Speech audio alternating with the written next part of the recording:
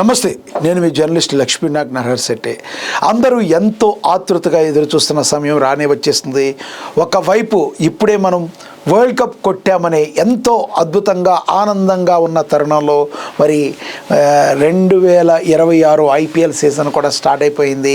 మార్చి 28వ తేదీ నుంచి IPL start కాబోతుంది.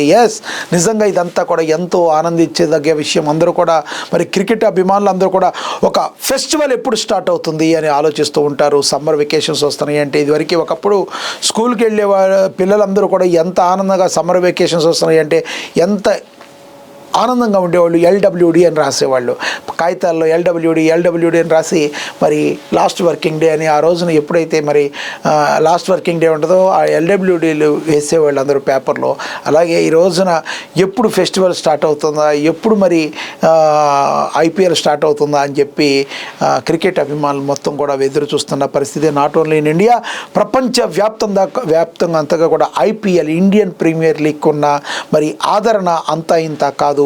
మరి ఇప్పుడు దగ్గర 19వసారి అనుకుంటా, ఇది 19వసారి మరి ఐపీఎల్ కండక్ట్ అవుతుంది. ఇంతటి తరుణంలో మనకు తెలుసు, గత మ్యాచ్లో మనకి గత ఏదైతే ఐపీఎల్ టర్మ్ ఉందో ఆ టైంలో గత సంవత్సరం బెంగళూరు తన యొక్క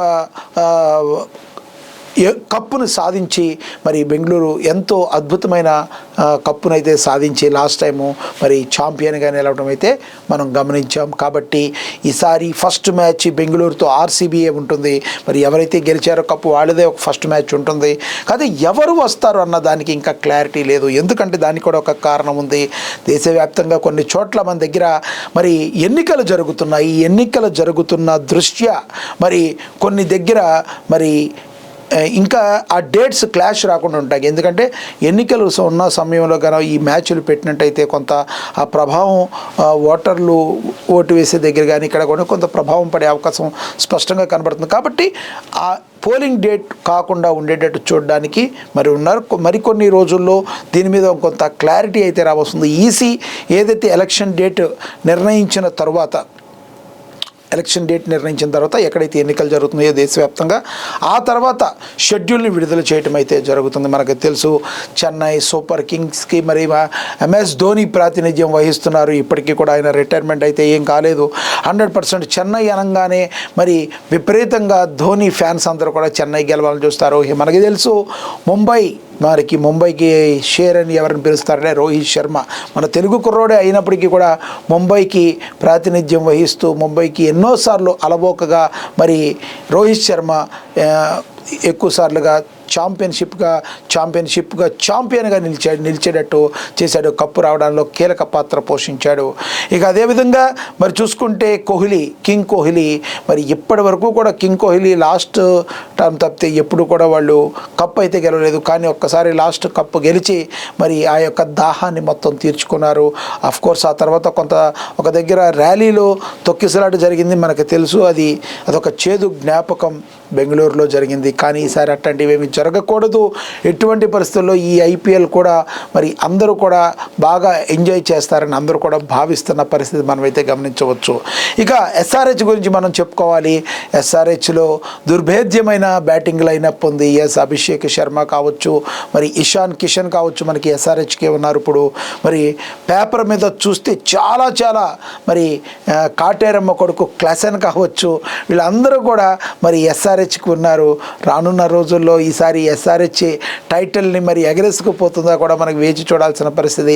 SRH అన్నీ ఉన్నప్పటికీ కూడా ఫ్రాంచైజీల్లో SRH ఫ్రాంచైజీసే వేరు డిఫరెన్స్ అని చెప్పుకోవాలి. ఎందుకంటే SRHలో అద్భుతమైన బ్యాటింగ్ అండ్ బౌలింగ్ విభాగాల్లో చాలా పటిష్టంగా ఉంది. లాస్ట్ టైం అసలు కొడితే మరి మామూలుగా కాదు, రన్స్ అన్నీ రికార్డులన్నీ బదులైపోయాయి. కానీ అందరూ మూకముడిగా ఫెయిల్ అవుతూ రావడం మనం లాస్ట్ టైం అయితే మనం గమనించాం. కానీ ఈసారి అలా కాకుండా SRH అద్భుతంగా బ్యాటింగ్ చేసి మరి ఈసారి టైటిల్ ఎగరేసిపోవాలని SRH కూడా ట్రై చేస్తుంది. అయితే మరి ఐపీఎల్ స్టార్ట్ చేసిన దగ్గర నుంచి ఇప్పటి వరకు కూడా పంజాబ్ సూపర్ కింగ్స్కి ఇంతవరకు మరి కప్పు రాలేదు. అది కూడా ట్రై చేస్తుంది కప్పు రావాలని. ఈసారి ఎటువంటి పరిస్థితుల్లో కప్పు తీసుకువెళ్ళాలని. ఇక మనకు తెలుసు, KKR కోల్కతా నైట్ రైడర్స్ కూడా అద్భుతంగా ఎన్నోసార్లు కప్పులను అందుకుంది. అది కూడా మరి ఏమీ తక్కువ కాదు కాబట్టి గట్టిగా చాలా పెద్ద టీం కాబట్టి కేకేఆర్ కూడా మళ్ళీ ఇటువంటి పరిస్థితుల్లో ఈసారి కప్పు కొట్టాలని చూస్తుంది. సో కాబట్టి ఈసారి హేమాహేమి టీములు అన్నీ కూడా గట్టిగా పోటీ పడుతున్నాయి. ఈ ఐపీఎల్ ఫెస్టివల్ అయితే షురూ అయిపోయింది. ఒకవైపు సినిమాలు, మరోవైపు కూల్ సమ్మర్ సినిమాలు వస్తూ ఉంటాయి, మరోవైపు పెద్ద పెద్ద స్టార్ హీరోల సినిమాలు కూడా సమ్మర్లో రిలీజ్ అవుతూ ఉంటాయి. ఐపీఎల్ ఎంత బాగా ప్రజల్లోకి చొచ్చుకుపోయిందంటే పెద్ద పెద్ద హీరోల సినిమాలు రిలీజ్ చేసుకోవాలంటే కూడా ఐపీఎల్ ఉంది కదా అని ఆలోచించే పరిస్థితికి ఐపీఎల్ అంత అద్భుతంగా ప్రజల ఆదరణ పొందిందంటే ఇది అతిశయోక్తి కాదు. ఐపీఎల్ మ్యాచ్లను బట్టి మరి ఆ సినిమాలు రిలీజ్ చేయడం కూడా చేస్తున్నారంటే ప్రజల్లో ఐపీఎల్ మీద ఉన్న అభిమానం, ప్రజలకి ఎంత అభిమానం మనం అర్థం చేసుకోవచ్చు. ఎస్, మార్చి 28 నుంచి ఐపీఎల్ ఫెస్టివల్ అయితే స్టార్ట్ అవబోతుంది. సో అభిమానులందరికీ ఫింగర్ క్రాస్ ఉంటాయి. మీరు చెప్పండి, మీరు ఏ టీంని సపోర్ట్ చేస్తున్నారు? ఈసారి ఐపీఎల్లో ఏ టీం కప్పు కొట్టబోతుందో కమెంట్ బాక్స్ రూపంలో కమెంట్ చేయండి. నమస్తే.